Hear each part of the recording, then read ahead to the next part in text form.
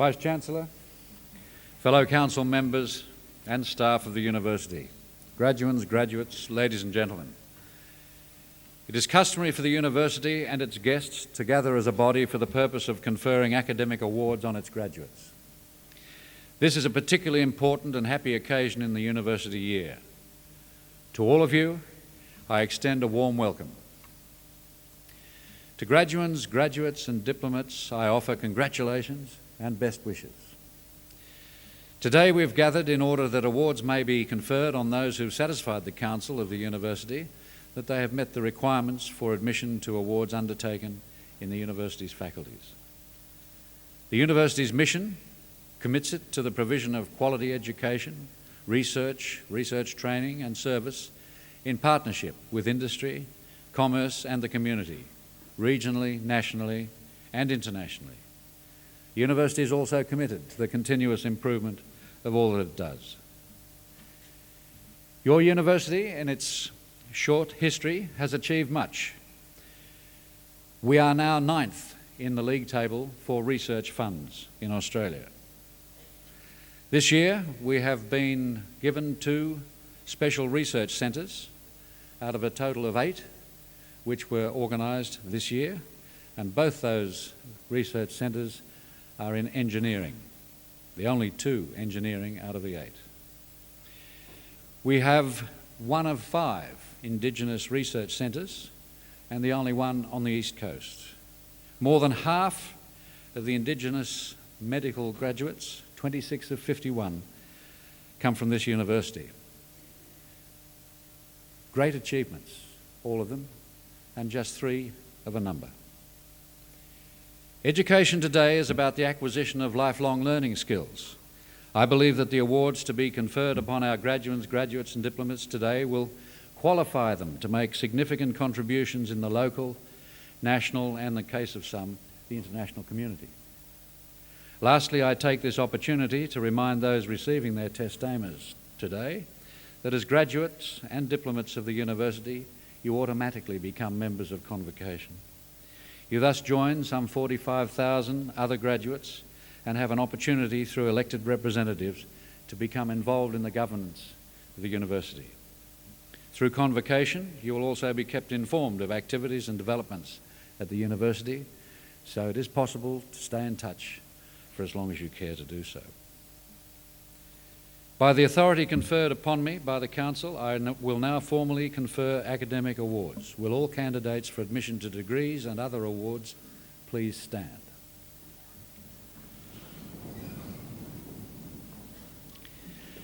In the name of the Council and by my authority as Chancellor, I confer the awards specified in the program on all those graduates and diplomats who are present today, and in absentia on those unable to be present.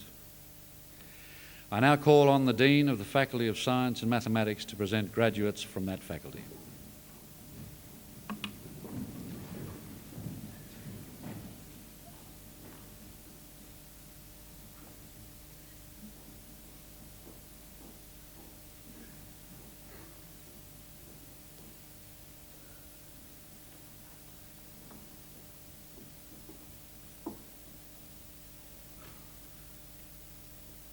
Chancellor, I present to you a graduate of the degree of Bachelor of Applied Science in the specialisation of Environmental Assessment and Management, Rachel Metcalf.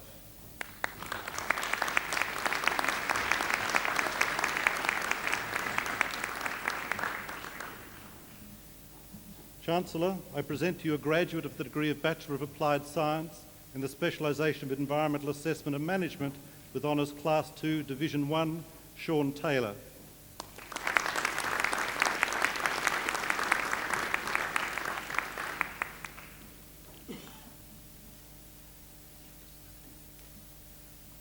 Chancellor, I present to you graduates of the degree of Bachelor of Environmental Science, Darryl Barclay.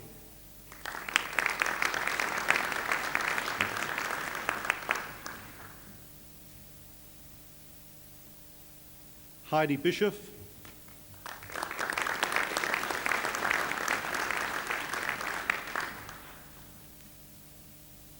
Alan Berlin.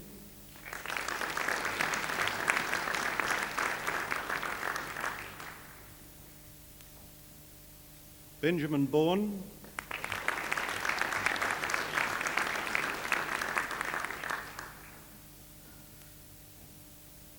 Olivia Bauer,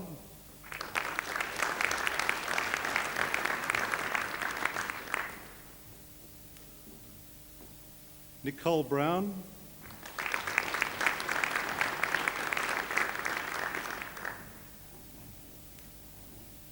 Amanda Buckeridge,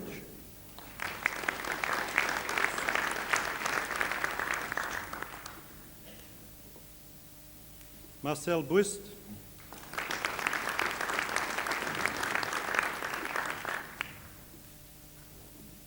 Craig Bullen,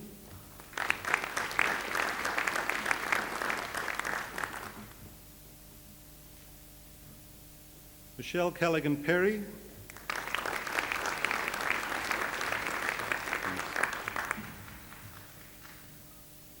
Rick Davey,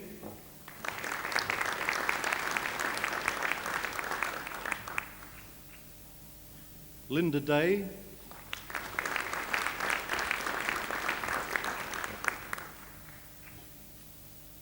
Stephen Donnelly,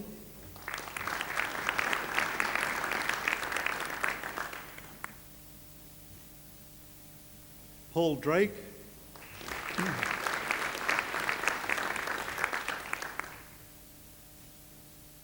Matthew Fensom,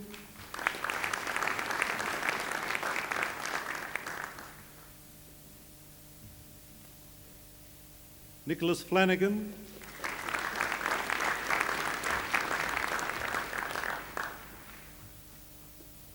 Kate Flint,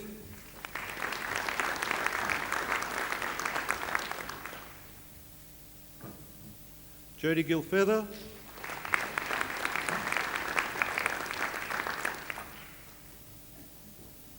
Rosemary Cowter,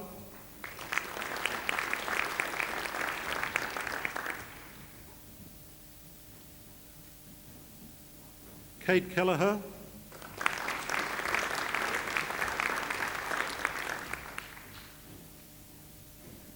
Toby Lambert,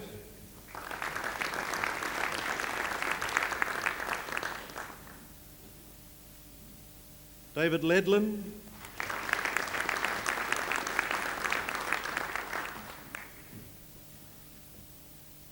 Julie McNaughton,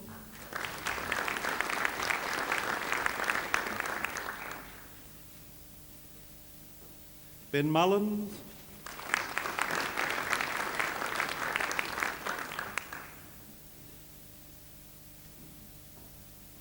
Gordon Patrick,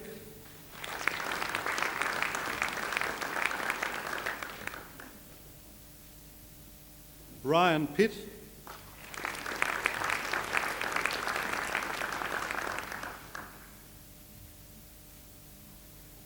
Sean Ryan,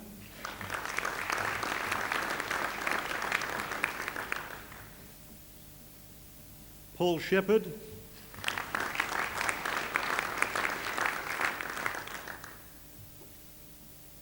Samantha Smith,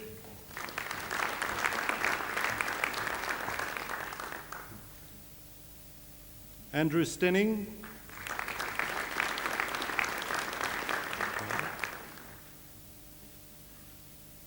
Nicola Y,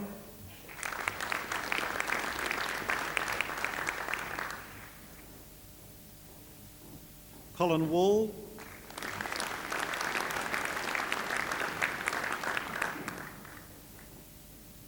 Jacqueline Williams,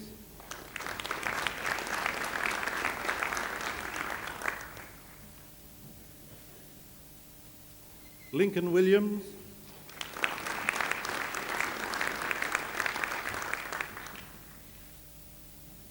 Ben Wallen,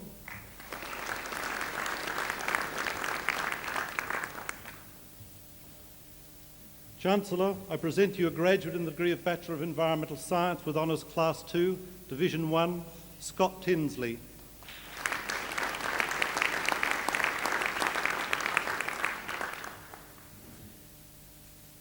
Chancellor, I present to you a graduate of the degree of Bachelor of Environmental Science with Honours Class 1, Kate Newman.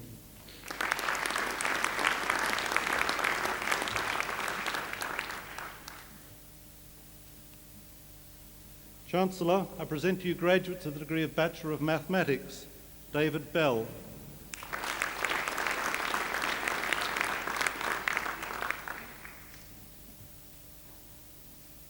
Mark Charles.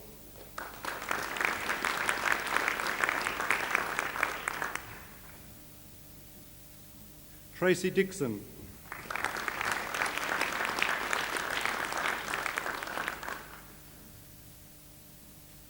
Samantha Ellicott.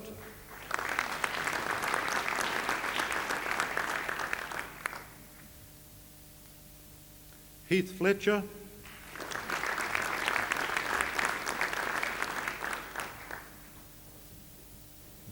Scott Grinelli.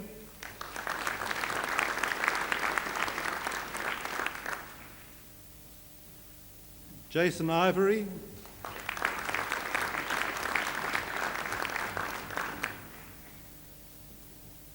Ryan Lagerström.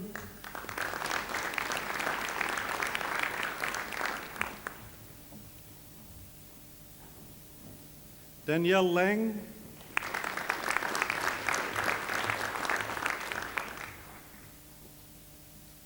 Lubika Masevsky.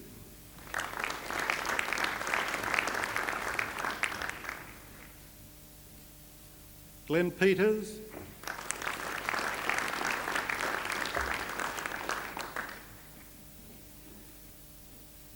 Mark Robertson.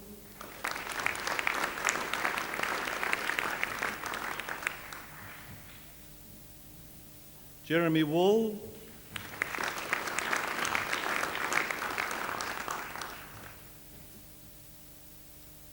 Jared Windiat.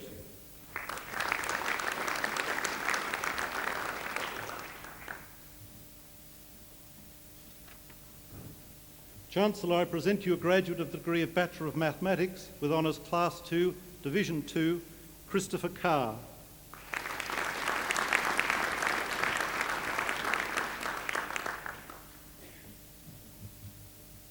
Chancellor, I present to you graduate of the degree of Bachelor of Mathematics with Honours Class 1, Brendan Ashton.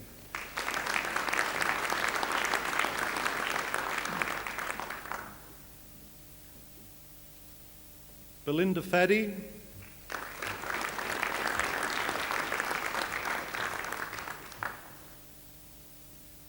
Philip Price.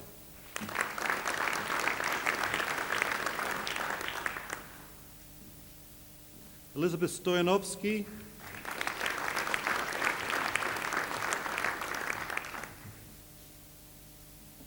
Chancellor, I present to you graduates of the degree of Bachelor of Science, Gillian Adams.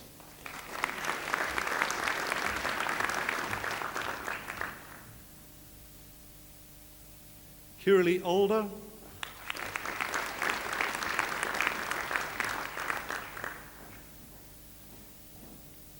Nicholas Amos.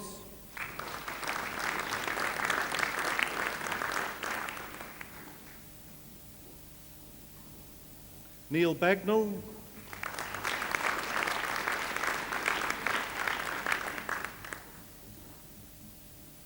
Eugene Balatz.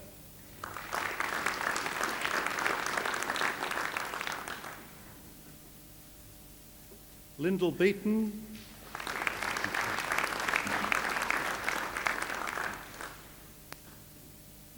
Leon Burgo.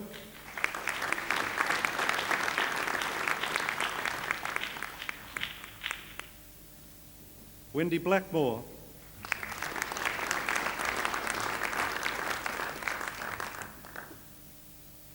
Matthew Carroll.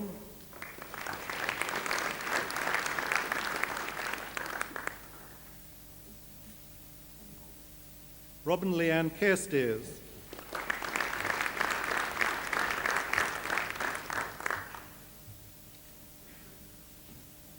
Raquel Cheong.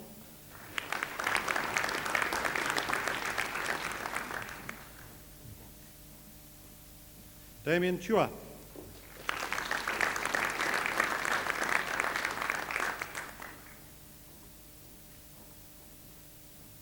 Jennifer Cleary.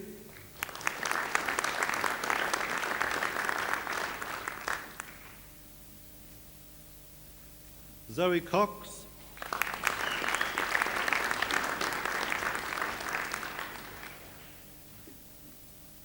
Martine de Witt,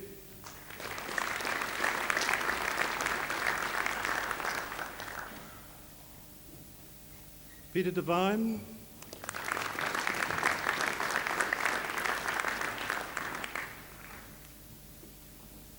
Kylie Dixon,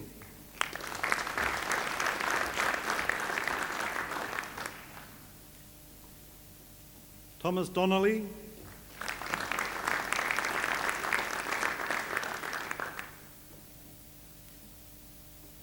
Stephen Dowdell,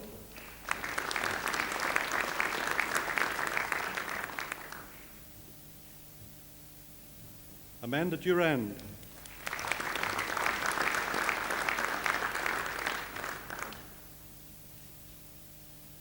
James Eastlake,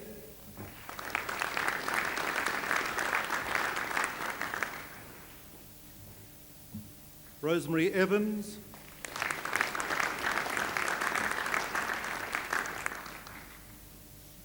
Matthew Finn,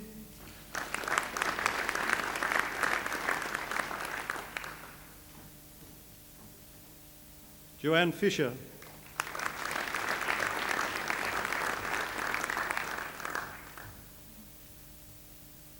Carl Flanagan,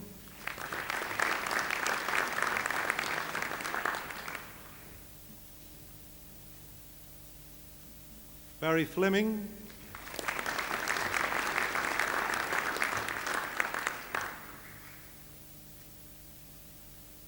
David Forster,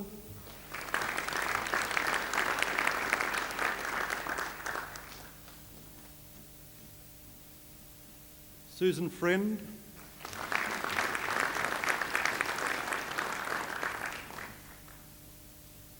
James Garner,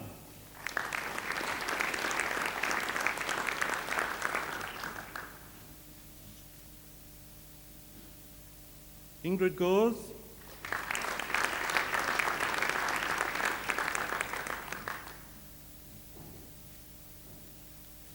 David Gonzalez,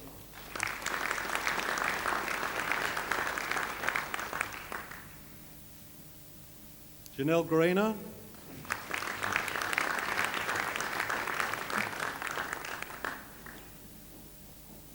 Megan Halliday,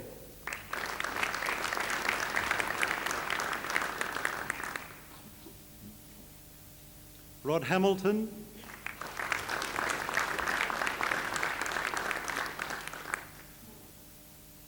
Daniel Hatton,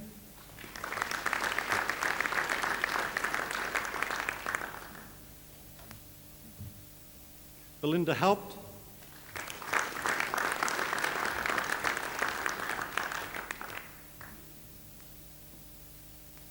Georgia Hazard,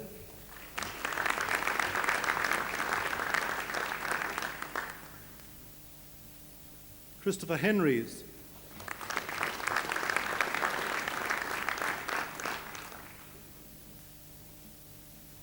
Sven Hermansson,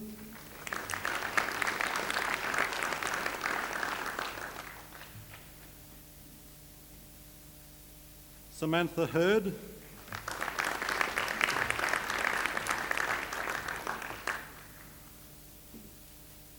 Jason Holland,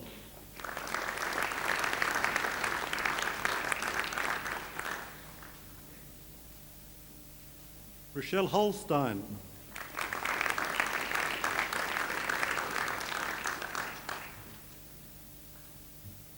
Feli Hopf,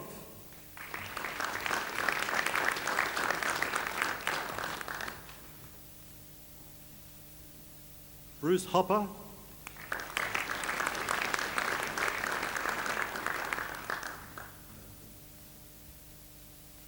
Yamal Hotte,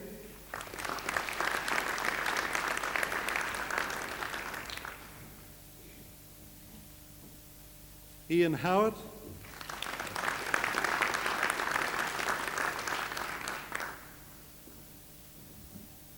Michael Hutchinson,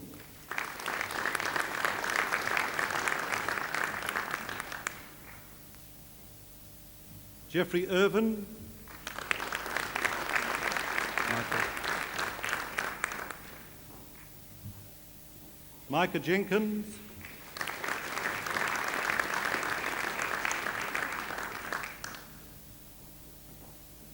Anthony Johnston.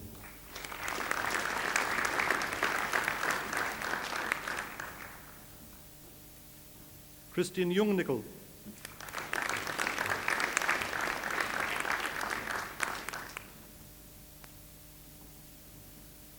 Alison Kerrison.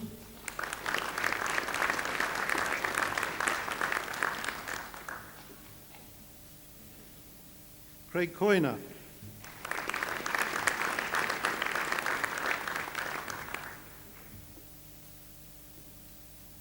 Sally Leedham.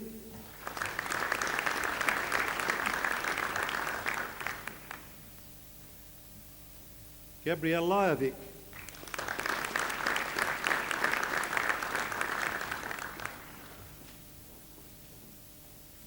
Rosanna McRowan.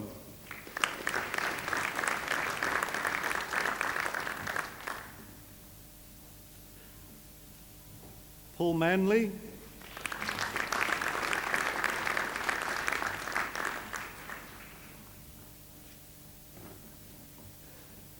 Amanda McHugh.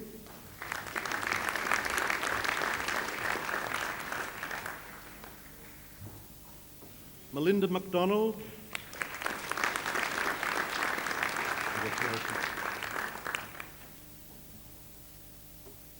Eileen McGovern.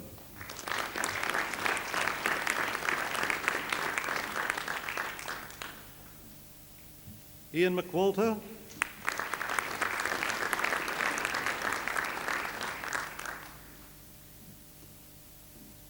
Leonie Miller.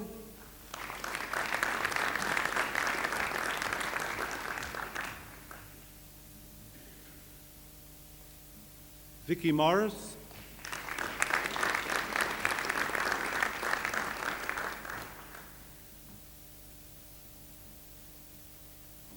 Sarah Munro.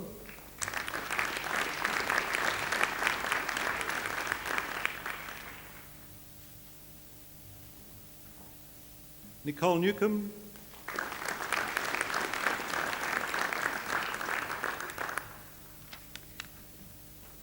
Shannon Notley.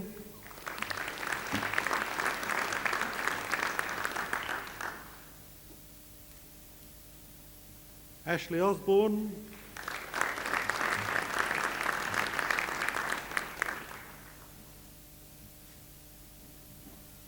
David Osmond.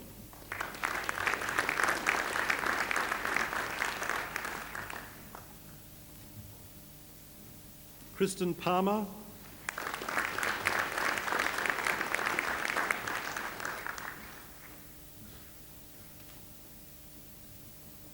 Anthony Powell.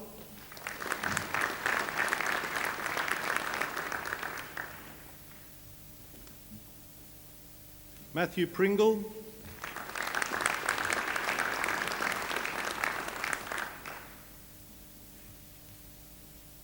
Michael Rayner.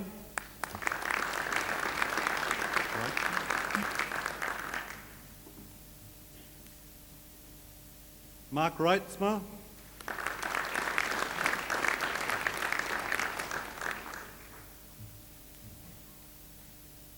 Emma Richards.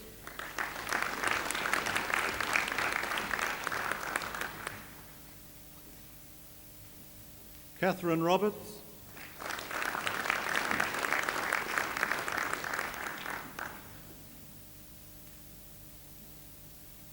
Catherine Russell.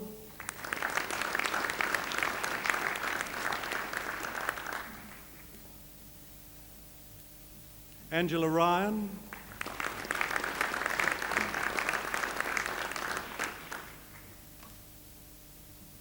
Ricky Sadler.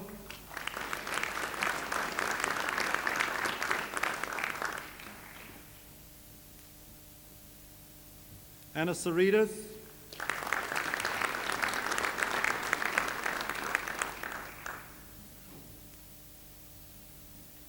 Stefan Skavak.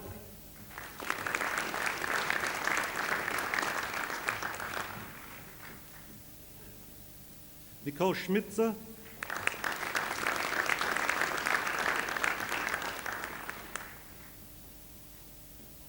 Nicholas Seckham,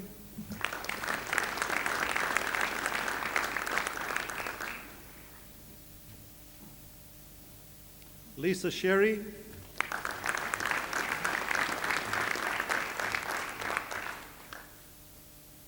Jodie Simpson,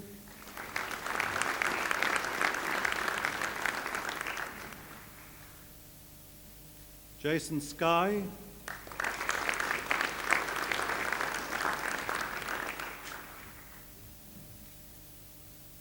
Robert Taylor,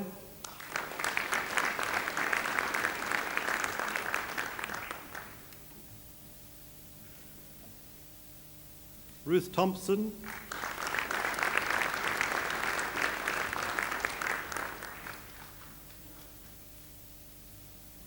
Tanya Vilmashkin,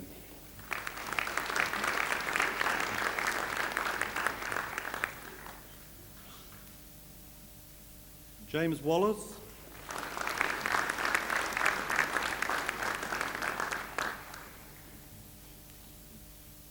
Catherine Walton,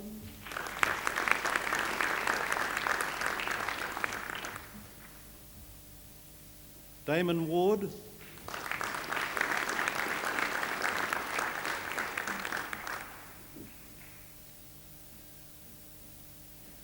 Natalie Ware,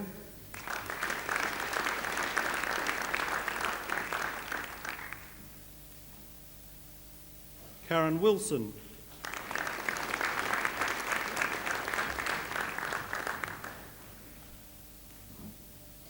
Chancellor, I present to you graduates of the degree of Bachelor of Science with Honours, Class 2, Division 2, Mark Hunston.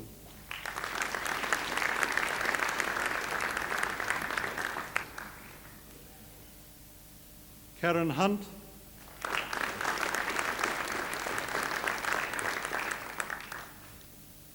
Anne-Marie Williams,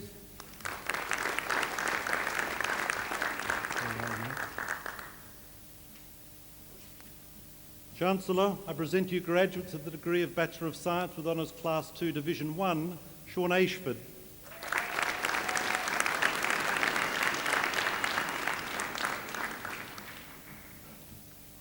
Gareth Chalmers,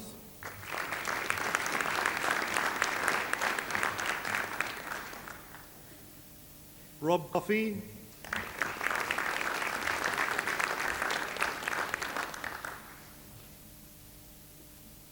Natalie England,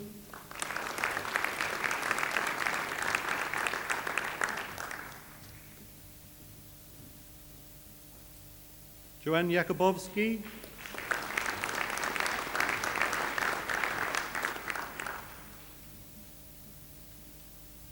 Craig Knott,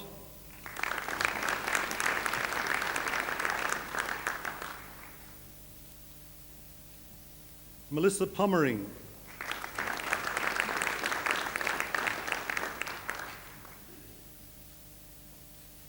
Kylie Ann Weinberg,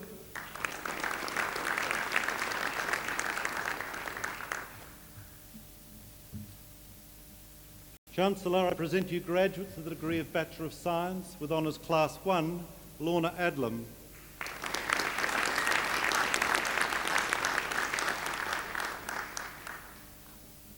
Sonia Cousins,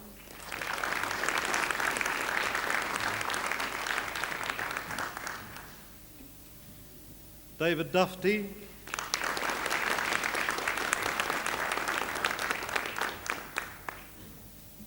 Philip Gilmore,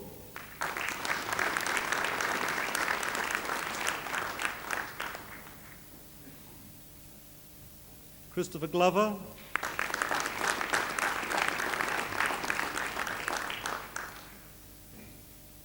Todd Hardy,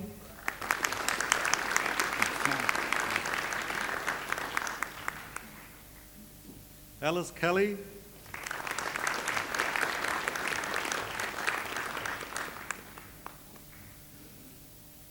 Damien Kinder,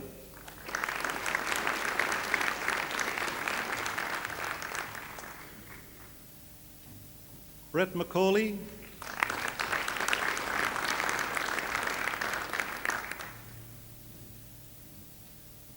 Tracy MacDonald.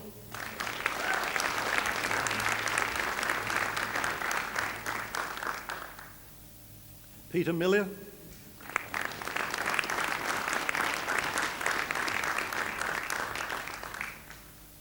Sukit Ui.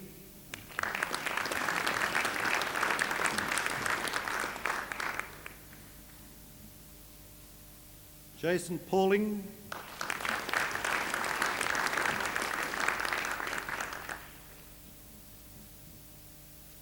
Ian Price.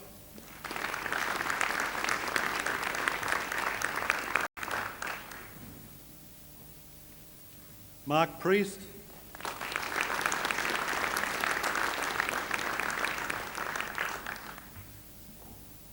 Jamie Quinton.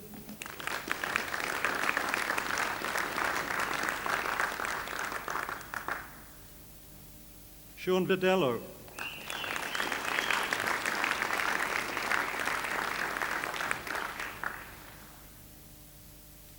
Christian Wald.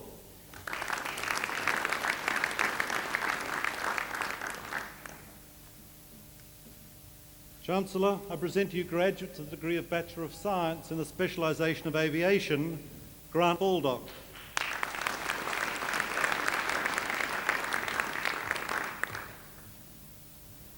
Christopher Bunnick.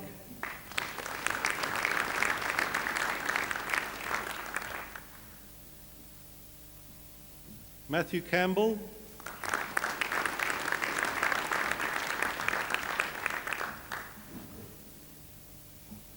Marty Dawson.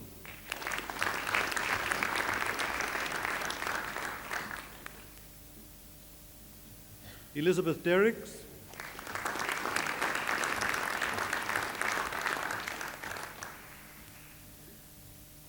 Lisa Duff.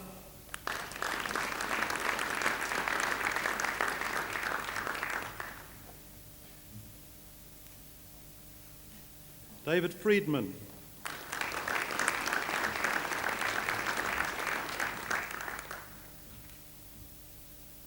Norman Green.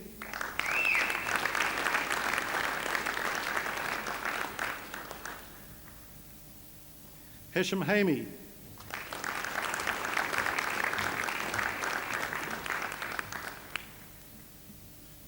Edward Heslop.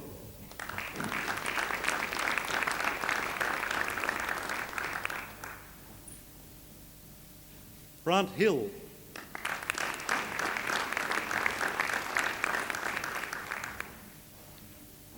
Sharon Hoysted.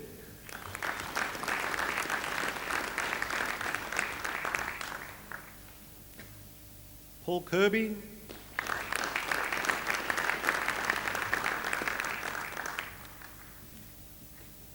Declan Cohen.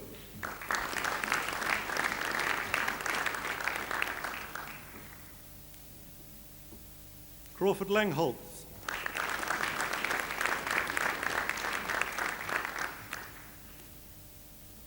Mark Luskin.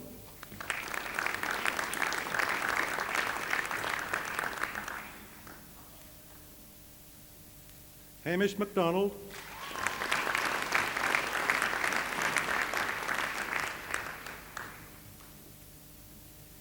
Peter Moore.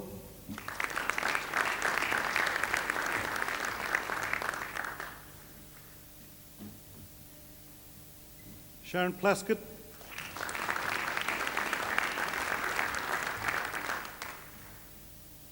David Shaler.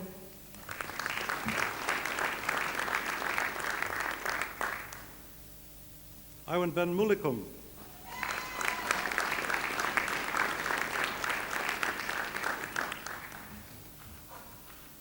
Nicholas White.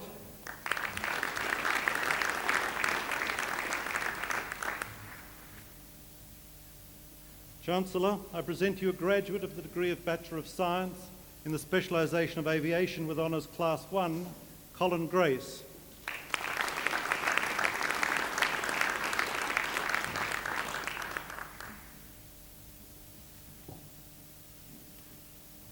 Chancellor, I present to you graduates of the degree of Bachelor of Science in the specialisation of Psychology, Jason Bukovsky.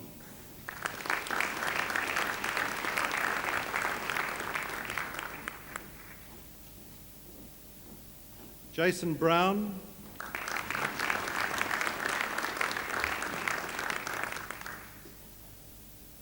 Melanie Corbett.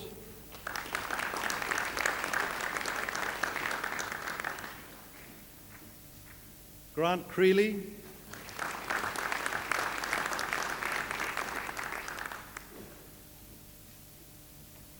Vanessa Dodd.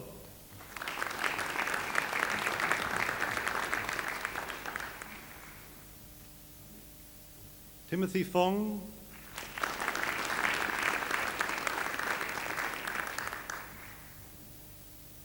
Jeffrey Lay.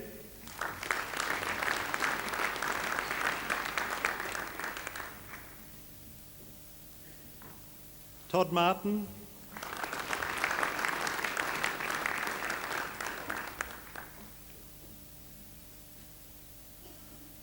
Sinden Medley.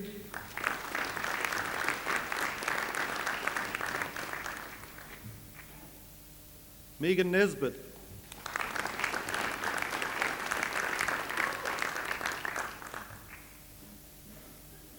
Shane Pascoe.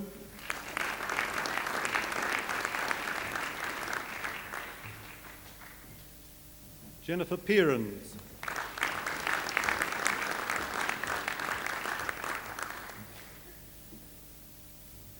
Fiona Pine.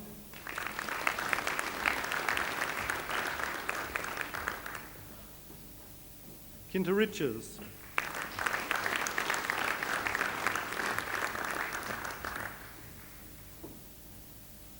Kelly Russell.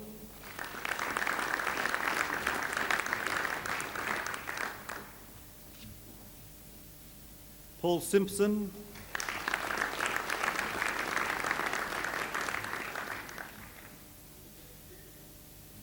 Natalie Toner.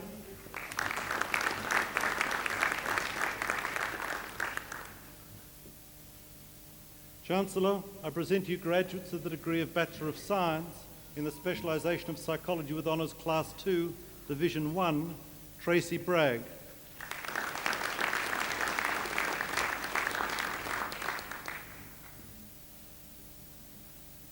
Julianne Calmedo.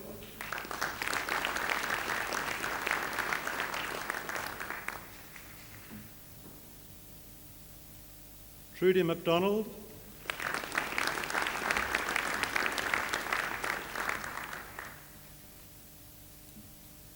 Paul Sewell.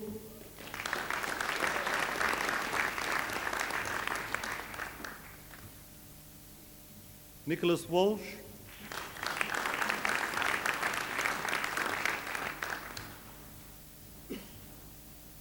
Chancellor, I present to you candidates who have satisfied the requirement for the award of the Graduate Diploma in Health Science in the specialisation of Rehabilitation Counselling. Beverly Christie.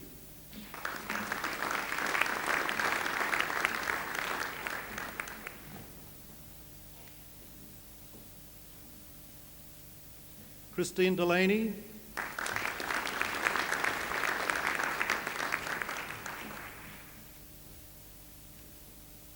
Kathleen Evans.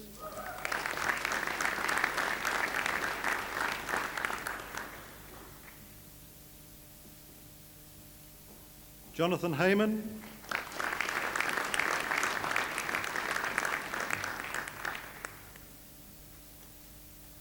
Marion Long.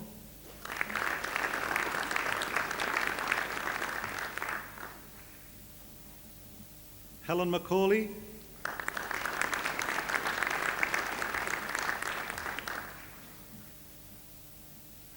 Bill Story.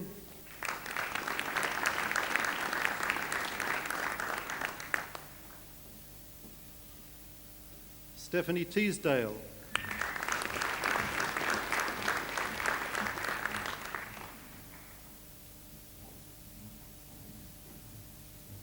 Chancellor, I present you a candidate who has satisfied the requirements for the award of the Graduate Diploma in Mathematical Studies, Brett Vieira.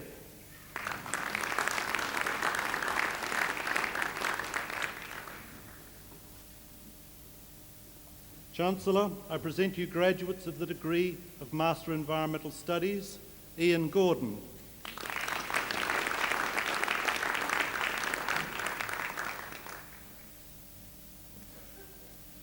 Sung Yuan King.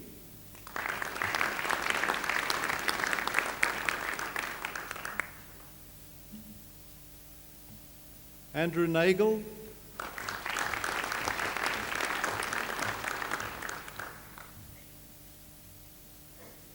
Peter Rennie.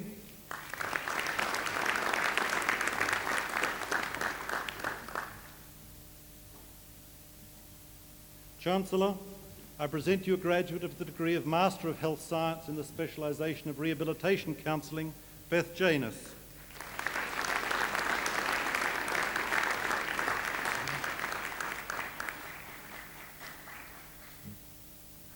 Chancellor, I present to you a graduate of the degree of Master of Psychology, Educational, Aurora Sacchetti.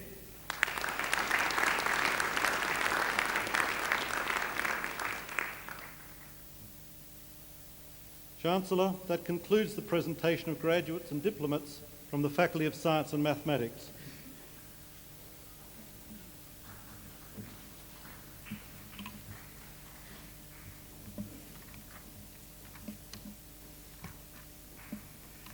I call on the Pro-Vice-Chancellor Research to present research higher degree candidates.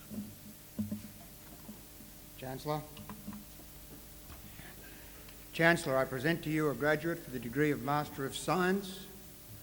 I present to you Robert James Roundley, Bachelor of Science of this university. Mr. Roundley's thesis is on the application of macrocyclic tetraamine ligands and flow injection analysis to the design of a metal selective spectrophotometric analytical technique.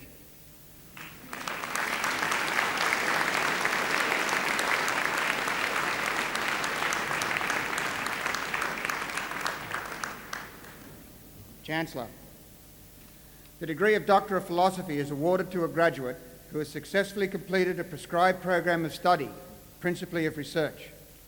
A thesis embodying the outcomes of the research is the principal basis of examination. The degree is only awarded if the thesis makes a significant and original contribution to knowledge and understanding in the field of the knowledge with which it is concerned. Today, the university is proud to honour Doctor of Philosophy graduates who have satisfied these rigorous criteria for the award of the degree. Chancellor, I present to you Estelle Louise Avery, Bachelor of Science with honours of this university. Dr. Avery's thesis is entitled Development of Biomolecular Technologies for the Early Detection of Pollutant Impact in Marine Environments.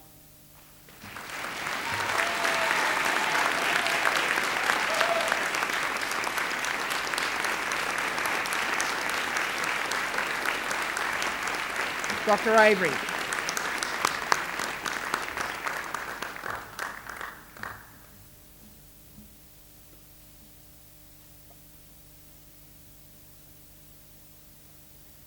Chancellor, I present to you Catherine Walsh, Bachelor of Science with honours from this university.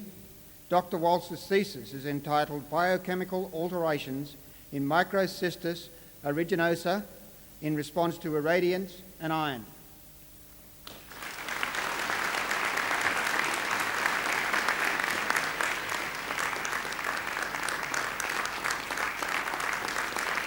Dr. Walsh.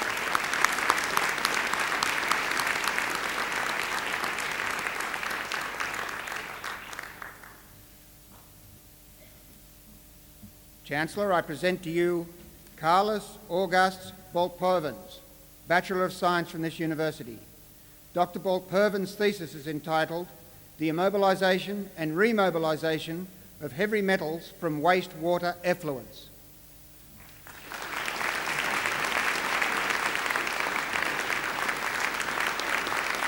Dr. Bolt-Purvens.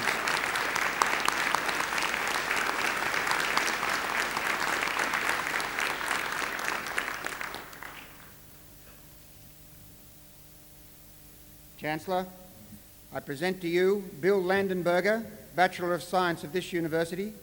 Dr. Landenberger's thesis is entitled Petrogenesis and Tectonomagnetic Evolution of S-type and A-type granites in the New England batholith.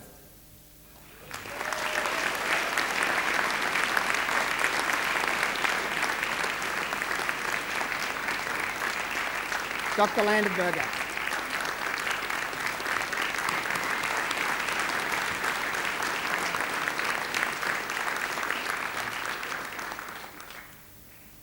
Chancellor, I present to you Alan Gore, Bachelor of Mathematics of this university.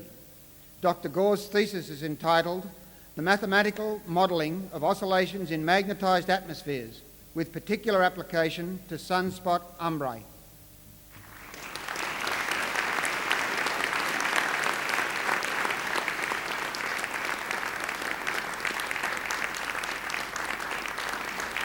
Dr. Gore.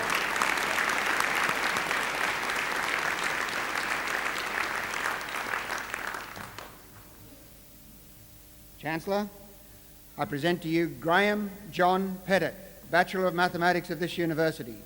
Dr. Pettit's thesis is entitled "Modelling Wound Healing Angiogenesis and Other Chemotactically Driven Growth Processes."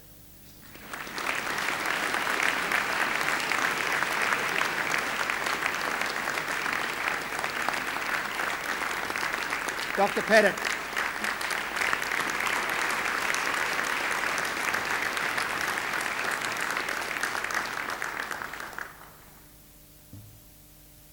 Chancellor, I present to you Ting Li, Master of Science of Shandong University. Dr. Li's thesis is entitled "Inelastic Energy Loss, Initial Electron Excitation and Charge Exchange in Low Energy Ions Scattered from Solid Surfaces."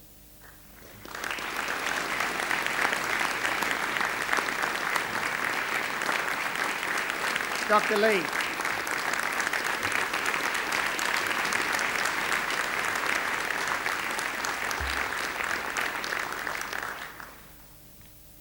Chancellor, I present to you Robin Ann Cody, Bachelor of Science of this university. Dr. Cody's thesis is entitled "Exercise Participation Among Mothers of Young Children, an Examination of Cognitive, Social and Societal Influences."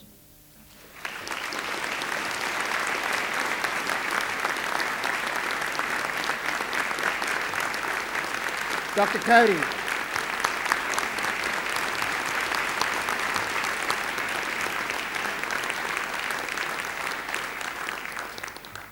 Chancellor, that concludes the presentation of Doctor of Philosophy degree graduates.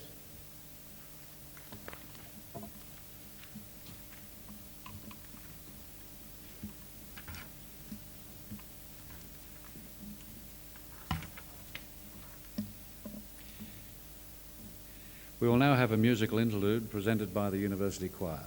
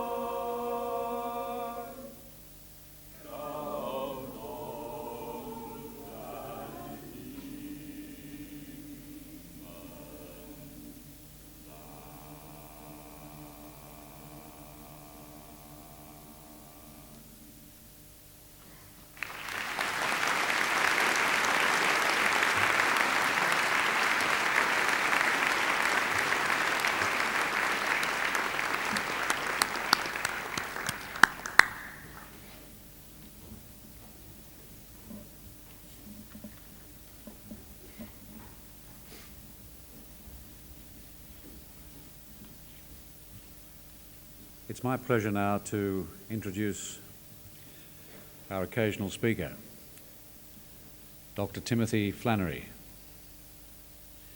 Dr. Flannery has made contributions of international significance to the fields of paleontology, mammalogy and conservation, and to the understanding of science in the broader community. His work, which includes a number of major discoveries, has received international acclaim. In 1990, at the age of 34, Dr. Flannery received the Edgeworth David Medal, an award given annually to a younger scientist from any scientific discipline in recognition of outstanding contributions to Australasian science. His book, The Future Eaters, An Ecological History of the Australasian Lands and People, 1994, concerns the evolution of Australasian environments and is the first history of its kind. Dr. Flannery has contributed to conservation and the popularisation of science through books, including 2 children's books on Australian dinosaurs, articles, public talks, guest appearances on radio and television documentaries. In 1995, he was invited to advise on population-related and other conservation issues in the Australian Federal Parliament, Canberra. During 1994 to 1995, he was commissioned to speak at major conferences in the USA, United Kingdom, New Zealand, Papua New Guinea and Australia. To conclude, it is a measure of this fine scientist's brilliance and dedication to disseminating the results of his endeavours that he has accomplished so much of international importance within just 10 years of completing his doctorate. Ladies and gentlemen, please welcome Dr. Flannery.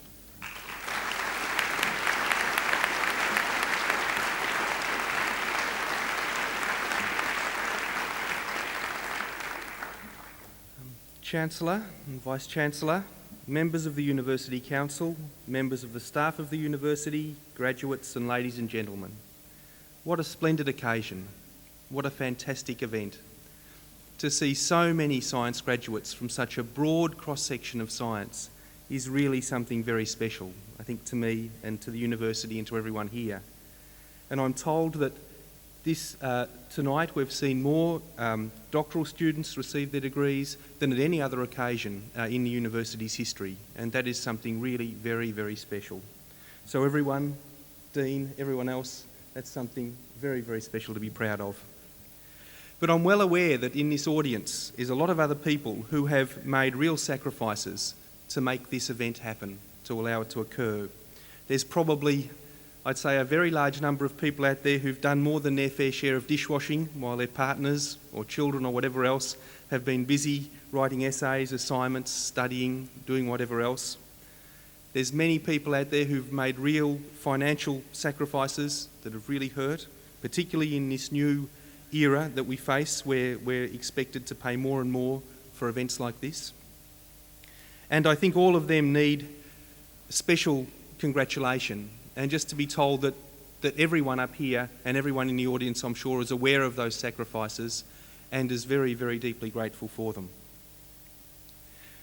I suppose I have a difficult job ahead of me, really.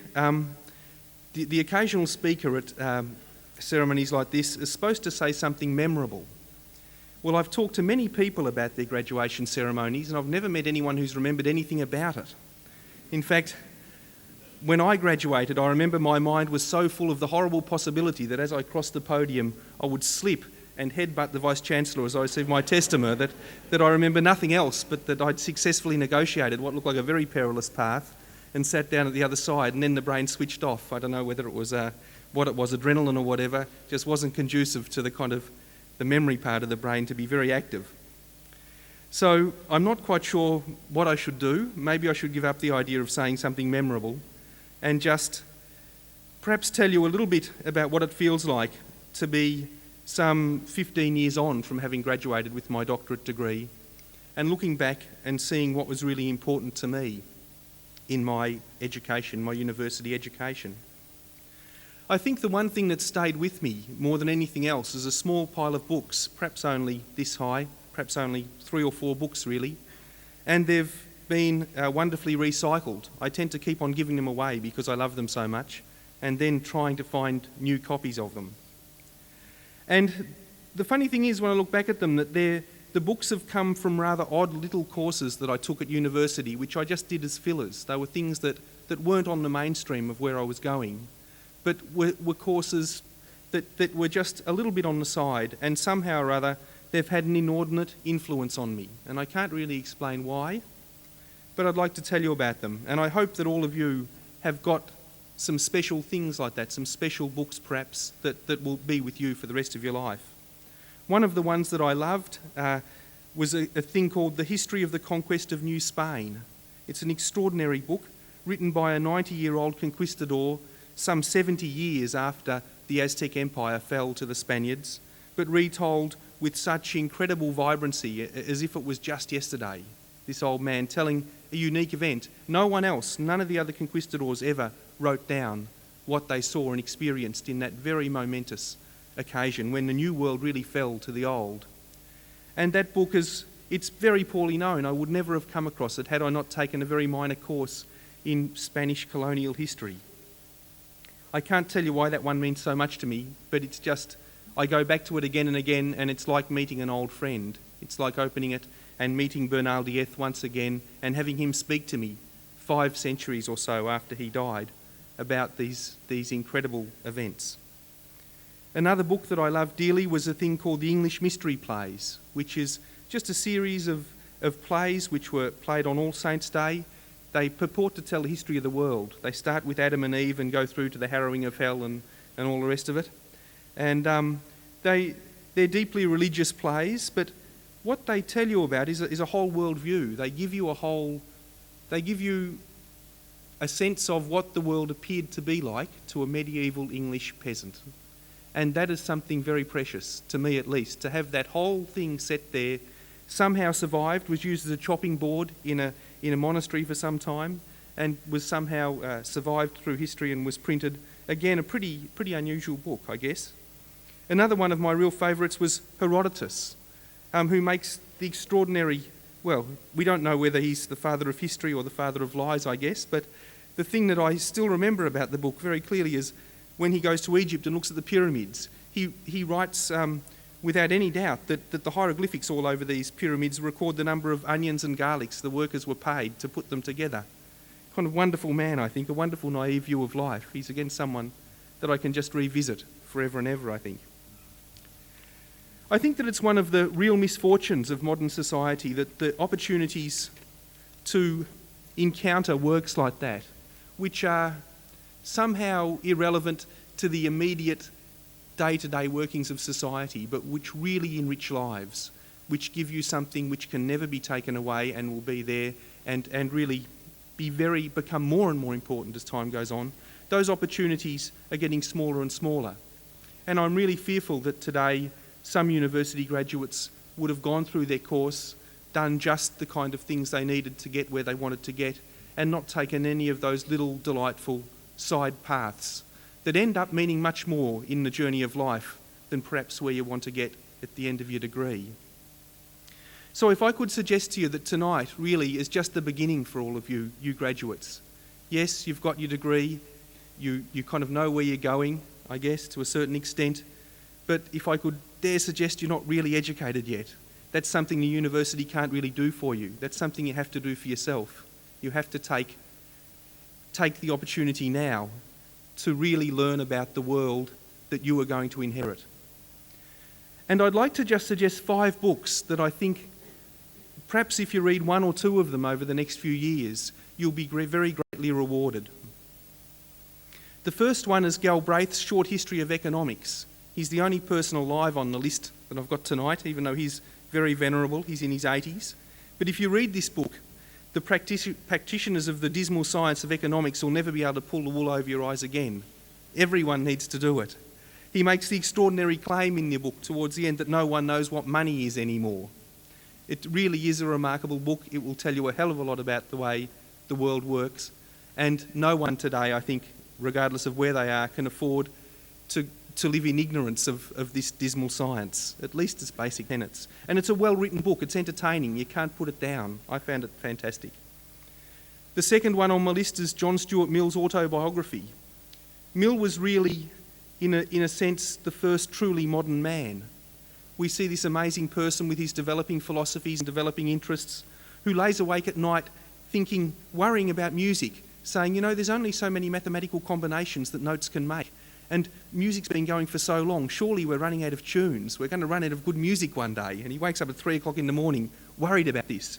An extraordinary person. Again, the book, it'll introduce you to what you are because he's the first person who thinks, I think, in a truly modern way, who records it in that sense, but who was so eccentric as to sit up at night worrying about music.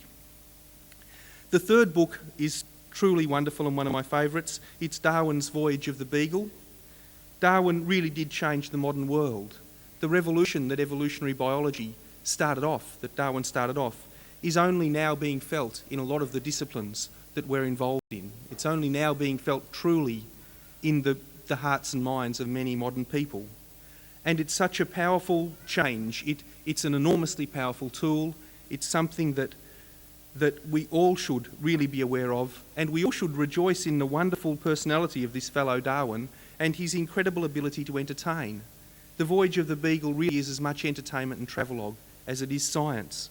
He's an extraordinary man. He talks about the enormous earthquake that he felt at Valparaiso, and there he is in a small Spanish town in South America, houses being shaken down around him, he's thrown to the ground, and what's he doing? He's got his watch out of his pocket, timing the event, trying to work out which direction the waves of the shock waves are coming from. Quite an amazing person. He's always been my inspiration to grab the moment like that. I'm sure that I'd just be knocked down, hands over the head, terrified, but not Darwin. The fourth on the list is Wallace, Alfred Wallace, who wrote the Malay Archipelago. An extraordinary life lived. Someone spent 9 or 10 years travelling through Southeast Asia about 150 years ago. The thing that Wallace gives you is a sense of how rapid change can be. When Wallace was staying in Singapore in 1856, for example, he said that an average of one person a week was being eaten by tigers on the island. Hard to believe now. Even as late as the 1880s, just over 100 years ago, it was unsafe to sleep in the outlying hotels of Singapore because tigers would swim across the street at night, come through an open window and take one of the guests with them back across to Malaysia. But to see that kind of change in a century in that part of the world is really sobering. It gives us real food for thought, I think. It tells us a lot about this modern world we've inherited. It tells us, in a sense, that there is no more certainty, that certainty has ended, that the world that we've inherited is one which is going to take a lot of very, very quick thinking, a lot of people with very, very broad views of the nature of this endeavour that we call life. The final one I really shouldn't have on the list because I edited it, but don't buy my edition. This is not an advertisement. It's a book about early Sydney, written by Watkin Tench. And it tells us about the beginnings of our nation. And one of the things which is critical in that book to me is that in early Sydney, for the first 3 or 4 years, black and white got along fairly well. The Europeans were living out of their stores, the Aborigines still had their land and their harbour to fish in, and there was a certain amount of dignity in the relationship between the two. It's so important to me because I think that we can recapture that dignity. If we do things right in the next few years, we can capture that wonderful balance, and perhaps we'll all be far better off for it. But read the book. It is good. I suppose there's the other thing that I would like to say, just re-emphasise, is that certainty really is now ended for us in the modern world. I guess it was a certainty that BHP would pull out of Newcastle, but what that's done is created a whole new order of things in many ways, and you're the people who are going to grapple with the problems and come up with the solutions. It's not all negative. These events represent opportunities as well, real opportunities for people like you to do something different. I guess I'd like to finish up just talking about one other very strange book written by an old crocodile hunter in New Guinea. And in the acknowledgements, he says that, most people who write acknowledgements end up thanking their editors or their wife or the typist or their mates or whatever else. He said they very, very rarely thank the person who they owe it all to, that being the author. So I'm going to thank myself at the beginning of my book. And I think that's what you should all do tonight. All of you people here, congratulate yourselves, be proud of a tremendous achievement, and I wish you all the very, very best in future. Thank you.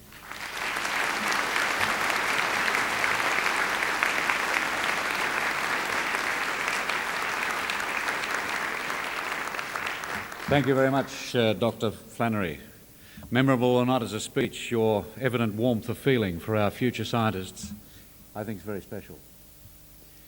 Suggesting as a scientist that breadth of education is important as lives develop, I think is a very important message. Your presence here as a young, eminent scientist is an inspiration, I think, to us all. Thank you very much indeed.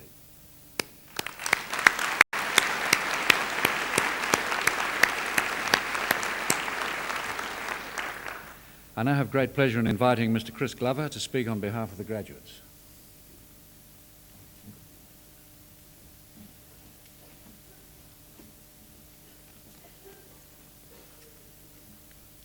Chancellor, Vice-Chancellor, honours guest, friends and fellow graduates.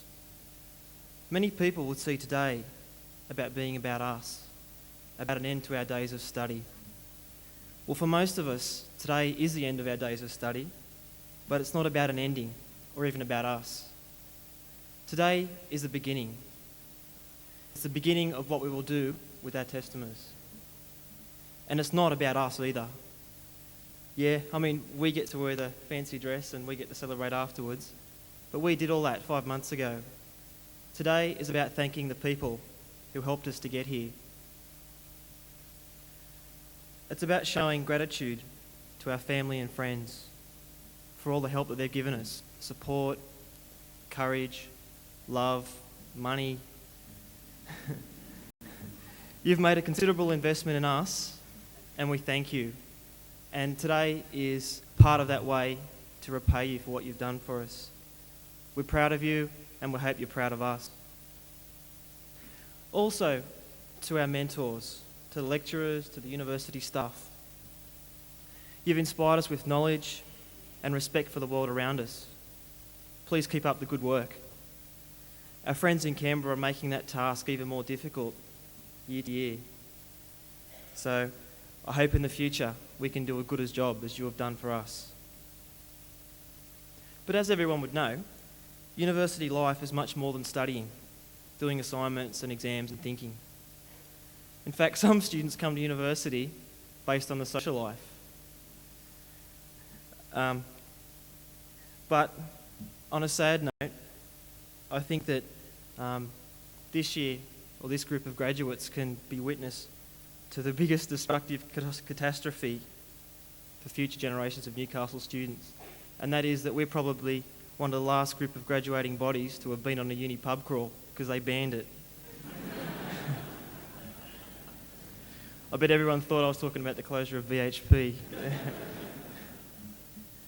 So to the Bar on the Hill, the O-Balls, the Autonomy Day, sporting clubs and societies, cultural, religious, political groups, they've shown us that there's different ways to be, and we thank them.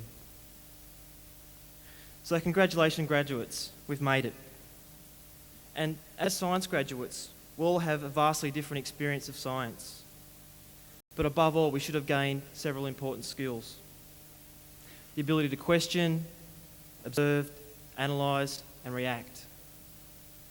These skills are common to any good course of academic study, and I hope as science graduates we should be more endowed in them than others. We haven't been trained to fill some particular professional role. We can't open the paper or the Financial Review and look for a very well-paid, lucrative graduate job. But then who would want that anyway? We've experienced one of the world's greatest and most interesting assets, that's science and the world around us. We receive our rewards in other forms than money.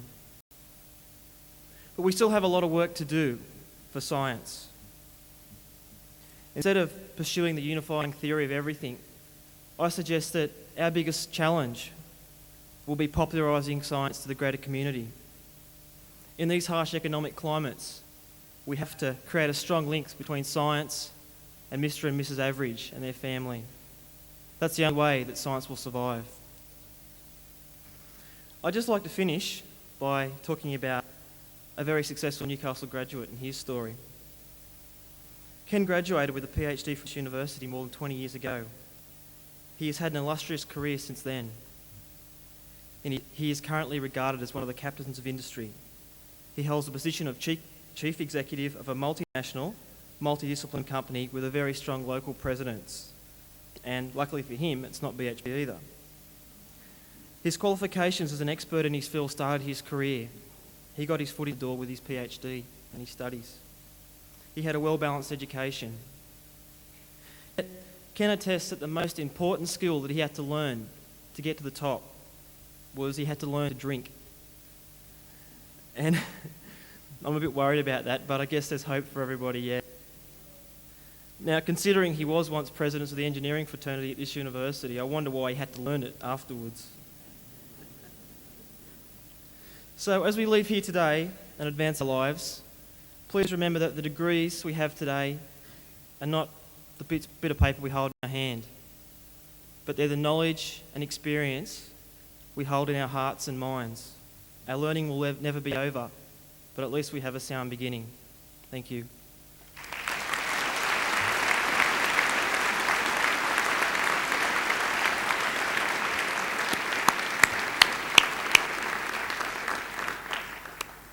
Thank you very much, Mr. Glover, for your speech. As you rightly point out, today is the end of the beginning, I suppose, but you, as scientists, are trained to cope probably better than anyone else with the sort of change that we see in this world. Don't forget, ladies and gentlemen, that you're part of this institution, which looks forward to a long and productive association with each and every one of you. Congratulations and good luck.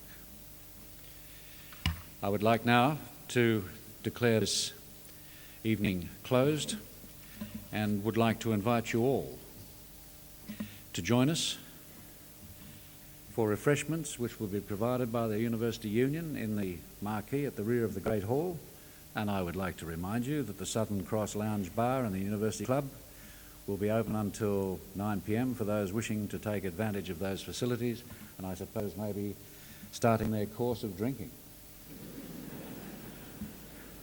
Ladies and gentlemen, thank you.